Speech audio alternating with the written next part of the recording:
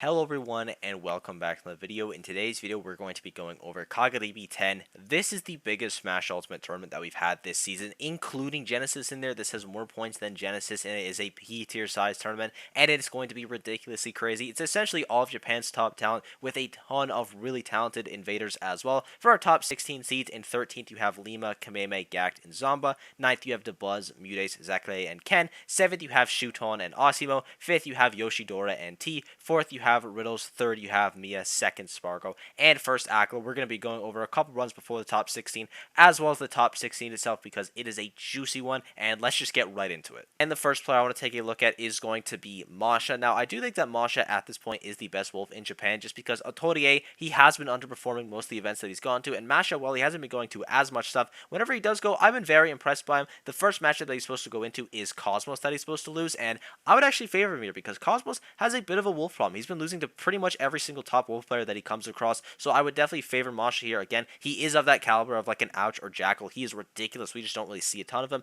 Then he would go into Kameme, which I don't really have a ton of data on because they've never played before, but let's say that he did lose. In the loser side of bracket, the opponent that he's supposed to lose to is going to be Jogabu, and they have played twice. Jogabu won the first time they played, but Masha won their most recent encounter, so I think that's another upset he can definitely make. It's not going to be easy, but that's kind of the theme of this video. It's Kagaribi. Even getting 65th at this tournament, you're going to be fighting like some top 50 players in the world. It is ridiculously stacked, but I think Masha, in both the winners and loser side of bracket, could make some big upsets. Up next, I want to talk about Hurt. Now, Hurt's an up-and-coming Snake player that I've been very impressed by as of late, and the first matchup that he's supposed to lose is going to be to Yez. Now, I don't know how familiar he is in this matchup, and that's probably the hardest Ike player that you can come across, but it is still Ike. It's not even a terrible match for Ike, but the character is just so limiting, and Snake is getting better and better by the day. Like, I think Snake is top 10 at this point. I think that's definitely an upset for Hurt, but if he does upset that, then he would go into Yoshidora, which is also not a great draw, so we're going to assume that he comes out of pools in the loser side of bracket, but both through Yez's and his own bracket, he has some very likely upsets.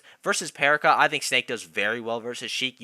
She can't get her super long combos. The trades are always in your favor there, so I think that's a doable upset, as well as the opponent that he's supposed to play against, which is going to be Kept. I think Snake does pretty well versus Kept, and it might seem like he doesn't because, you know, oh, Villager can pocket your grenade, but once they pocket their grenade, they can only pocket one at a time. You can have 2 grenades. It doesn't really matter. At the end of the day, you can kind of just keep cycling that out, so I think Snake does pretty well there as well, and I would honestly favor him going into both of his losers matchups. Next up, we have Albedongo, and the first matchup that he's supposed to go against is going to be Mr. R, and he plays a couple characters that I think do fairly well versus Sheik. Most notably, it's going to be Pikachu and Game & Watch for me, but we haven't really seen the Pikachu in a pretty long time, like at least I haven't, so my guess is it's going to be the Game & Watch, which I think he will find success with. You know, there isn't a super top Game & Watch player in Europe, at least to my knowledge. Sorry if there is a Game & Watch player, I promise no shade. And then he would go into Aqua if he does upset Mr. R, which isn't great. Now, I think a couple of his characters do decent versus Steve. I think Palutena can have success in that matchup. I think Samus is pretty good in it, but that's not going to make it a guaranteed win, is because it's still Aqua. At the end of the day, it doesn't really matter how good the matchup is, unless it is Spargo's Cloud.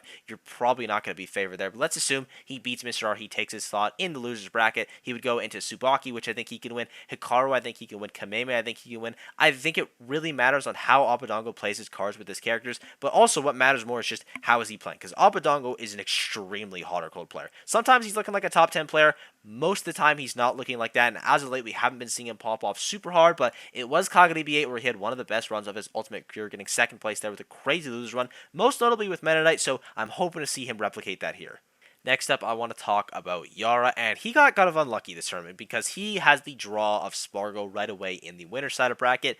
Is this impossible? No, I don't even think it's a bad match for Samus. I just think it's Spargo. I'd say like 70-30 in Spargo's favor, but that 30% is fairly plausible. It is doable for Yara. He's beaten these top caliber players before. For example, he's beaten Proto Bonham. Proto Bonham's beaten Spargo. By that logic, that means that he's guaranteed going to win over Spargo, but let's say he does lose in the loser side of bracket. He's supposed to lose to Hiro, and he's only ever played Hiro once. He did win that, and I think playing Hiro the first time is the scariest time to play him, just because that playstyle of aggression is so jarring and so scary. If you can figure out the first time, the second time you're not only going to know how to play it, but the matchup is also in your favor for Bowser and Samus, so I'm going to give him that upset there. Then he goes into Zomba, who's also pretty good versus Samus and has experience in the matchup, but again, at this point, he's already overperformed his seed, so we don't even care, but I'm just saying, Yara can beat everyone that you put him up against. He just got underseeded because this bracket is insanely stacked. And the final player I want to talk about is going to be Neo. Now, I think Neo can have success in the winner's side, but I think he can have a lot of success in the loser's side side. He's supposed to go against T. The last time and the only time he's ever played T, he was able to win it at Meisuma top 11. Now, that was one of T's worst performances ever, so he might have just not been playing super hot that weekend. But also,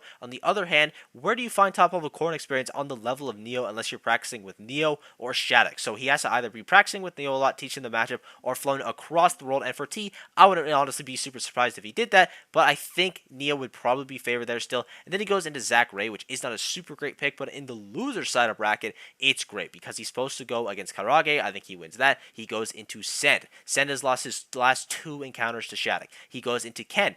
Neo was able to beat Ken last weekend. He goes into Gak. He just beat the second best Ness in the world. This bracket for Neo in the loser side to make top 8 is very good. And then he would potentially run into T again. Now, obviously, this wouldn't be T if he beat him in the winner side of bracket. He'd have to lose to him. But I still think it's possible. Even if he loses to him in winners, he can beat him in the loser side because he's clearly done it before. He has the skills.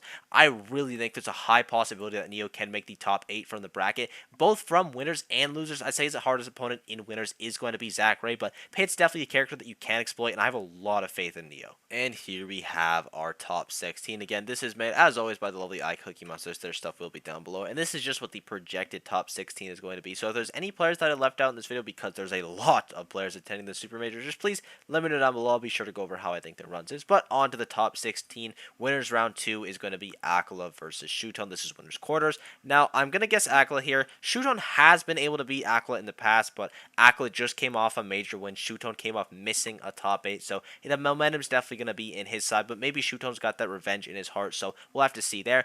Riddles versus Yoshidora. Now, this is out of all the matchups that for the first round, the one I'm the least confident in. I am going to guess Riddles because I have a ton of faith in his Kazuya as well as the Terry to be able to beat the Yoshi, be able to deal with the double jump armor, but Yoshidora is ridiculous. He is such a good player, so scary. There's a very high chance that Yoshidora does make that upset because he's unfamiliar with the matchup, but I'm going to say that Riddles takes that one. Then you have Spargo versus Osimo. This is also a pretty tough one. I think it's going to be really important for Spargo to just be utilizing cross slash, and I'm sure he knows that as well, just to be able to break focus. And also Spargo's cross slashes are one of the best things about him, so I'm going to say he takes that, but Osimo can definitely make that upset. Then you have Mia versus T. Now, T just beat Mia, just beat Mia a week ago, but I'm actually going to guess Mia because I imagine that's the only thing he's been thinking about. He has been grinding super hard to be able to get better at that matchup. I have a lot of faith in Mia's adaptation game, so I'm going to have faith in there for the adaptation. If you want to be safe and bet on paper, then you probably bet for T because he just did get a big dub over him. But to be safe and bet on paper, I'm going to go Ken over Gact because that record is like 10-2, 10-3 or something in Ken's favor, so not super amazing for Gact, but also he popped off super hard last weekend. If he carries that momentum, maybe he'll be able to get that upset because he has beaten him before. You have Zomba versus Zach Ray. Now, I have no idea how this one's going to go as well. I'm going to guess Zach Ray just because he knows how to play around Rob pretty well because he's one of the best Rob players in the world. Arguably has some of the best results we've ever seen with Rob, though they were a long time ago. He at least knows the fundamentals of the character, and Zomba probably doesn't know Pit as well as Zach Ray knows Rob, so for that reason, I'm going to give it to Zach Ray. Then you have Lima versus Mudace. Now, these guys also go back and forth a lot. I think it's like 15-10 or 16-10 in Mudace's favor, and he won the last 2 times they played. It was granted at the same tournament. I think it was like winners finals and grand finals, probably because these guys always make it to that spot, but I'm going to guess it's Mudace, especially considering that Mudace would have had to have made it to top 13, which means he's playing well. His hands are in good condition, or at least they are in good enough condition to make it that far, so I'm going to give it to Mudace. And then finally, you have Kameme versus the Buzz. This one's also a bit tricky because they've never played before. Well, they've played once, but it wasn't with Sora, so we don't really care about it. I'm going to say that DeBuzz takes it, though. I think it really matters what character he uses because I'm not sure which matchups are going to be super great for it, but I think him switching between characters could help out a lot. I also wouldn't be insanely surprised if we saw Kameme bring out the Mega Man because I think DeBuzz actually does pretty well versus Sora, or at least he will. I feel like his playstyle is just good versus floaties in general, so we'll have to see there, but I'm going to give that one to DeBuzz. In Losers Ninth, our first matchup is T versus Ken, and this one usually goes in T's favor, but Ken has been able to take it in the past. I also think that the counterpicking here will be crucial, specifically when does T bring out the Kazuya, because if he brings it out versus the Sonic, he's probably going to lose, but let's say he wins game 1 with the Pac-Man, he gets the Sephiroth to come out, he loses game 2, Ken is stuck Sephiroth, or he has to confirm Sephiroth before the game, then he goes Kazuya, wins that game, then maybe he loses the next game to Sonic, then he wins the final game with Pac-Man. I think that's a very real possibility of the counterpicking war that could happen in this matchup. matchup. Other way around for Ken, if he ever sees that Kazuya, he brings out the Sonic right away. If not, maybe he switches off more comfortable on the Sephiroth. We'll have to see. That could go honestly either way because they have played a lot and it has gone back and forth. But T most recently has been doing pretty well in it, so I'm going to give it to him. Then you have Osimo versus Zachary. Now, they had an amazing set at Kagaribi that Osimo was able to win, and that's also probably the first time he's played a pit of Zachary's level. I mean, anyone has played a pit of Zachary's level. It was the first time at that tournament, to be honest, so I think he's probably going to be a little bit more well-versed in the matchup now and have more success in it, but also Zachary's pit's going to be much more fleshed out, so maybe he'll break that upset. Then you have Yoshidora versus Mutes. This one I'm also fairly tough for me to make because we haven't really seen Mutes versus Yoshi on the level of Yoshidora. I mean, if you haven't played Yoshidora, you haven't seen someone on the level of you, but I'm going to say that Yoshidora wins it just because I think Peach could have a bit of a tough time just dealing with Yoshi jump armor, maybe getting out of some turn confirms that are pretty tricky, but it's not impossible that Mutes wins it. He's one of the most studied players in Smash Ultimate, so that could go either way. I mean, literally all these matches could go either way. The only one that we have a little bit more data on was Shuton versus the Buzz. Now, Shuton kind of rocked the Buzz at Scuff World Tour. Not saying it's going to guaranteed happen again, but there's also a couple of characters that could come out here. Almar for both players. You have Rosa and Min Min on the Buzz's side, and you have Aegis obviously on Shuton's side. If I had to guess, it's probably just going to be Aegis versus Rosa because that's what those guys are playing mostly these days. But it could honestly go either way. They're both amazing players. I'm going to give it to Shuton though, just because he did win their last encounter. Now, I know I've been saying it could go either way a lot in this video, and that is because it's true, but we finally have a matchup that is pretty one-sided in someone's favor, and that's going to be Akala versus Riddles. Now,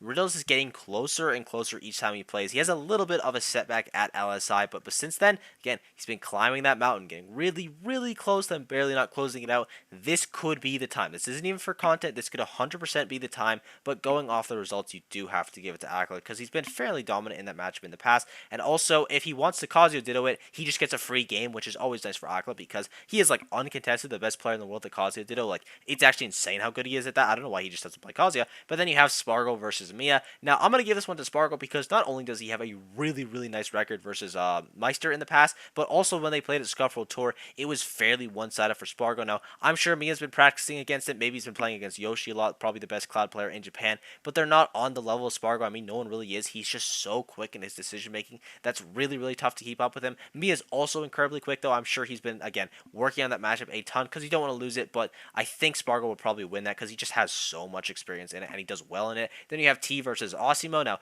Osimo typically beats T when they play. It's 4-2 in Osimo's favor. He won the last encounter. T has been able to take sets in the past, but I'm still going to favor Osimo there. And you have Yoshidora versus Shuton, which I think is 4-2 or 4-1 in Yoshidora's favor. So, and he won last weekend, I believe, at Meisuma and at Umaboro, which was a little bit ago, but the last two encounters he's won, one of them was very recent. He's probably able to do it again. In losers quarters, you have Riddles versus Osimo and Mia versus Yoshidora. And for Riddles Osimo, I'm going to give this one to Riddles just because he has a couple reps under his belt playing Ryu, playing Ken, and Ken and Ryu are different, but same archetype of character. And while Osimo does still have that FGC mindset, I think Riddles might have the Shoto mindset more than Osimo has that FGC mindset. He might know the characters ins and outs a little bit better, know how to deal with them a little bit more intricate, just because he has played them at the top level. Now, you could also make this argument for Osimo again, because FGC characters, while they are different, they all fall into the same kind of categories of having the same weaknesses. So however the set goes down, it's going to be a scrappy one. It's going to be a banger. I hope it happens. And then you have Mia versus Yoshidora. And like I said earlier, with Yoshidora's record versus Shuton 4-1 in his favor, well, Mia is 4-1 over Yoshidora. So if we're going off the stats, you got to give it to him. But that one set was being able to be taken, so it's not impossible that Yoshidora gets the upset. And we have our top four: Akala, Spargo, and Riddles Mia. And it is just the top four projected seeds like it was last tournament. I know, a little bit boring. And for the winner's side, though, you got to give it to Spargo. Not only is it a very, very bad matchup for Steve, it's also a matchup that Spargo is very good at.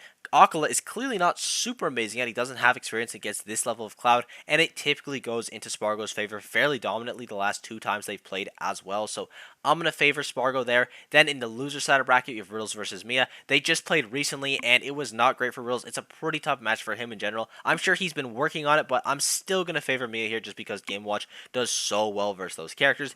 In losers finals, you have Akala versus Mia, and I'm going to give this one to Akla just because he usually wins it. Now, Mia can win it. He has won in the past. He's won it recently in the past at Maysuma top 11, but I'm still going to give that to Akla. And in the grand finals, I'm going to say Spargo wins this. And the connotations of Spargo winning this event could be very important because at this point, Akla is the best player in the world. Undisputed for the ranking. The only way that I think Akla can lose the best player in the world ranking is if he loses this tournament to Spargo, or he just does bad at this tournament and Spargo wins, and then Spargo also wins Battle of BC. I think if that happens, then Spargo might still be the best. And the only reason I'm not really including Tweak and Leo in discussion for number 1 anymore is because they don't really have the chance to attend this tournament. They can't go to all the P tier events, so they don't have the same amount of opportunities. You have Spargo and Akla going to all 3 P tiers, Tweak and Leo only going to 2, which does hurt them a little bit. It's not impossible that they can still be ranked 1 if Akla or Spargo underperforms at Battle of BC or this event, but I think it's going to send a lot of connotations for who the number 1 player in the world is, just depending on who outranks here of Spargo and Akla. I think standing right now, it is still Akla at number 1, but if Spargo beats him pretty hard, then things could start to shift, but